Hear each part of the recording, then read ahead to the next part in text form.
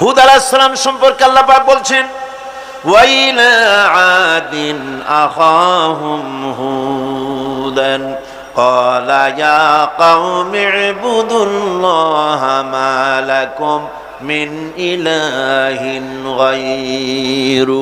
হুদকে আমি সামুদ জাতির জন্য,